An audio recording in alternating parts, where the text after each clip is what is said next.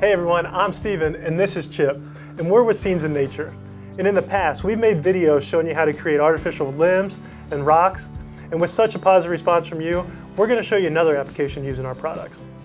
Today we're going to make artificial barnwood, and we're going to apply it to a flat piece of board that we're going to use for a European panel. But the technique we're going to use here can go way beyond this. You can use this for vertical surfaces or even curves.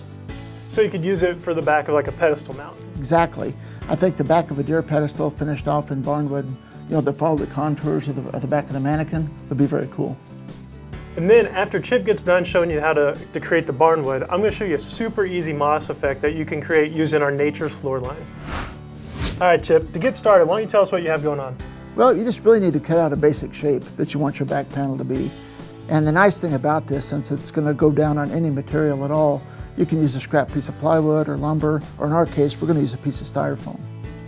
I'm going to go ahead now and apply my plaster cloth. I've cut these strips long enough so that they overlap just a little bit, that way I can fold them around the edges.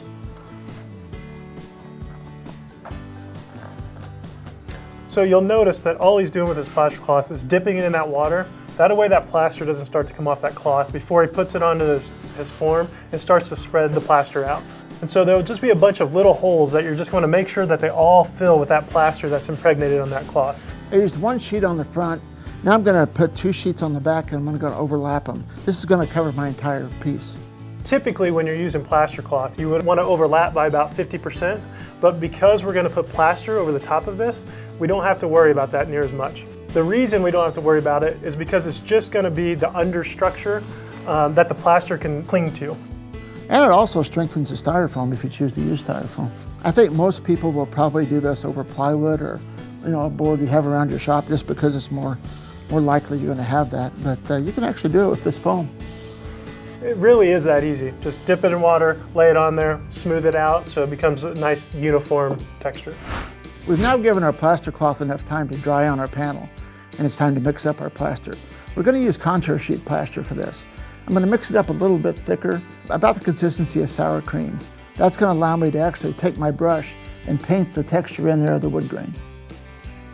Now, one thing you'll notice is he's using our plaster mixing and brush sets. The great thing about these are you can just let that plaster dry in there and you can just crack it back out. So you don't have to worry about cleaning up plaster or going down your drain or any of those difficult things that you have to deal with. That is kind of a problem around the shop when you fill your drain full of plaster. Yeah. And with that plaster brush set and mixing set, there's actually a bigger bowl in there too. So it's not just the small bowl that he's using today. Okay. It's going to take just a minute or two to mix this up. Make sure you scrape all the plaster off the edge of your bowl. And we're going to mix this a little bit here and get it where it's nice and smooth and consistent. This is looking pretty good. This is just about what I wanted. Okay, now I'm just going to paint this on here. I'm going to start with the edges just to cover those, and then I'll come back in and do the top. If you look here, you can already see how I'm getting a nice wood grain finish just from the bristles of the brush. One thing you'll notice, just like with real wood, he's trying to make long, thin strokes so it represents that grain of the wood. Chip, so I love the way you do a knot. So can you throw us a real quick knot in there? Yeah, too? we'll put a knot hole over here to the side. Now, since this is going to have a deer skull on it, of course I wouldn't want to put it right in the center, but we'd cover it up.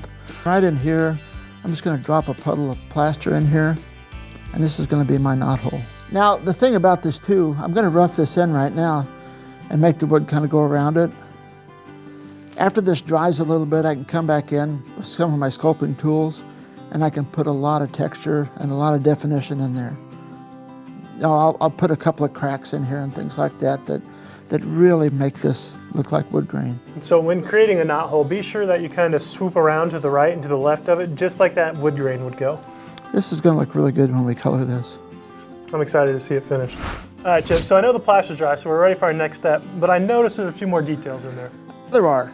I came in with my sculpting tools and I put a few cracks in here. I also defined my knot hole just a little bit better. I think this is really going to show up nice when I paint it, and it's going to give it even more detail into my barnwood. So now that we're ready to color it, we're going to use our rock color system in the spray bottles. We are. Barnwood comes in a lot of different colors. It can go from a light tan to a dark gray. But the colors I've chosen for this, I'm going to use raw umber, stone gray, and slate gray.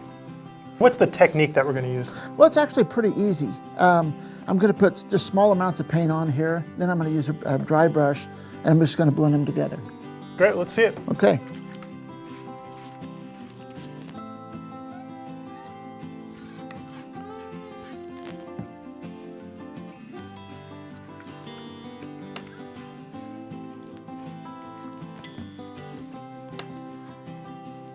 So you'll notice again, like earlier, whenever he was brushing in the grain, he's just going to kind of follow that same grain that he brushed in earlier with the plaster stage. I am, and I don't want to mix them too much. I want to leave the definition of the colors in there. You know, you can go ahead and mix it in there a little bit if you like, or if you want to make the place darker, you know, you can introduce some of your darker colors. But the really nice thing about Barnwood is it has variation in it, and we want to keep that going. So this is kind of a nice light gray here right now with a little bit of brown streaks in it. If I want to make it a little bit darker, then I can just take my slate and actually darken this up some. I like it to be kind of dark myself, but this will actually add to it. And if you notice too, I'm careful to make sure that when I'm painting in my colors, I also keep my knothole defined. If you want, another thing you can do is you can go in and you can take a paper towel and kind of rub that over it if you get it too dark. If you're thinking it's too dark, you can kind of take some of that color off with a paper towel. You really can, before it dries. and it works pretty well to do that. It'll take the paint off of or the color off of your high spots, and it really brings the grain out even more. But this is kind of a nice wood grain look. Yeah, I think it looks great. And as it dries, it'll kind of soak down in there, and it'll kind of flatten out a little bit. It won't be quite as vibrant. It will, and you can even, if you want to, come back and put multiple coats on here. You can build it up in layers to get it exactly the way you want it. But it's so easy to do. And I mean, just in that small amount of time, we pretty much have a piece of barnwood laying here. Of course, I'll go around the edges too. But I think it works pretty well. Okay, now the color's dry on our panel, and I think it came out really nice. The color's soaked into the wood and gives it a real depth. This is such an easy technique that heck, even I can do it. So I'm sure anybody can. I'm going to pass this off to Stephen now, and he's going to show us a moss effect on there. Thanks, Chip. The products that I'm going to use to create this moss effect are habitat adhesive, dirt soil base, and the dark green highlight. The first step I'm going to do is I'm just going to take our habitat adhesive and I'm just going to spray the whole thing. It's going to lock these colors in, and it's also going to work as my adhesive to put down my moss effect. And so I'm just going to spray this nice and gently here, not too much hopefully. And you'll notice it's going on white, but don't worry about that because it's going to dry to a clear matte finish. The next step is I'm just going to take our dirt soil base and I'm just going to sprinkle a little bit on just in different areas that I'd want to kind of add a little texture. Maybe around this knot hole, kind of help bring some more interest to that. That's really cool. It gives it kind of a dirty look like Barnwood does have pretty often. That's very cool. And then maybe I'll do just a little bit down the side over here too. Something along these lines. Not too much. And then I'm going to come back and I'm going to use that dark green highlight and I'm just going to sprinkle a little bit on. Again, I'm going to kind of add right over top of that dirt soil base that I just put down. And because it's for European, I'm going to stay out of the middle where that you would put the European mount. That looks pretty good. And then I'll just come back in and I'll spray this real lightly and just kind of seal it all down. Again, this is going to dry to a clear matte finish. Don't even have to worry about that white. That's it. It's that easy. That looks really great. And obviously that's really easy too because you can do it. Because I can do it, it's really easy. Be sure to follow us on Facebook and Instagram. Subscribe to our YouTube channel for more videos. And of course, for more product knowledge, go to scenesinnature.com. Thanks so much for watching. Even I can do it.